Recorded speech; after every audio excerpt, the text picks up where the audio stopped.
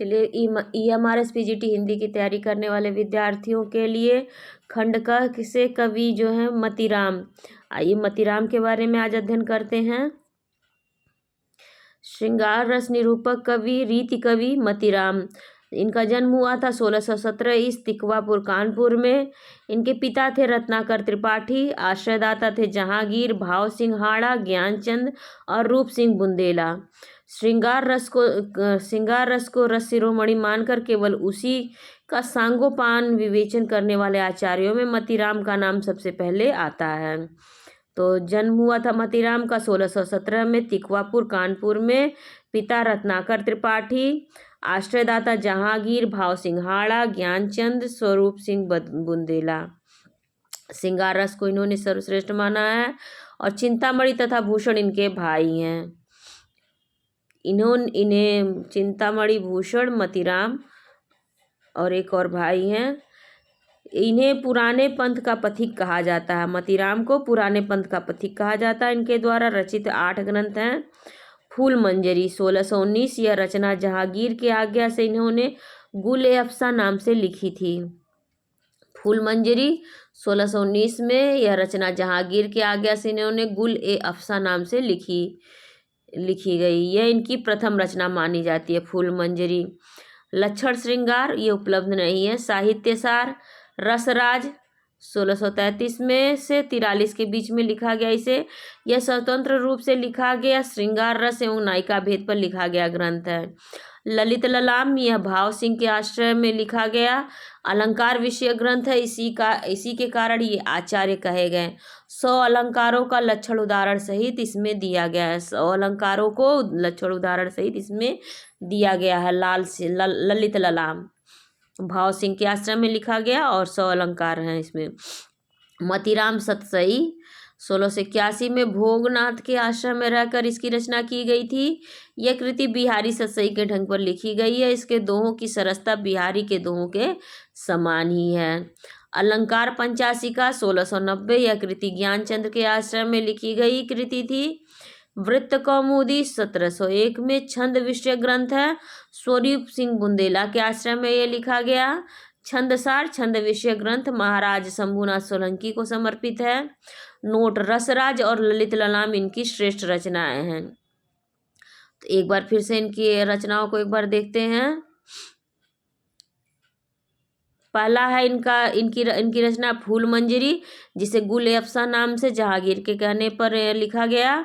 इनकी प्रथम रचना है फूल मंजरी। लक्षण श्रृंगार, साहित्यसार रसराज, ललित ललाम, मतीराम सतसई, अलंकार पंचाशिका, वृत्त कौमुदी, छंदसार। नोट, रसराज और ललित ललाम को इनकी श्रेष्ठ रचनाएं मानी जाती हैं। हजारी प्रसाद द्विवेदी ने इन्हें गृहस्थी का कवि कहा है। आचार्य शुक्ल इन्हें रीतिकाल के प्रतिनिधि कवियों में मानते हैं। पद्माकर को छोड़ और किसी कवि में मतीराम की सी चलती भाषा और सरल व्यंजना नहीं मिलती है। आचार्य शुक्ल ने मतीराम की रचना की सबसे बड़ी विशेषता यह है, आचार्य शुक्ल का स्टेटमेंट है, मतीराम की रचना की सबसे बड़ी विशेषता यह है कि उसकी सरलता अत्यंत स्वाभाविक है। न तो उसमें भावों की कृत्रिमता है, न भाषा की। शुक्ल जी का ही अगला स्टेटमेंट है, इनका सच्चा कवि हृदय था।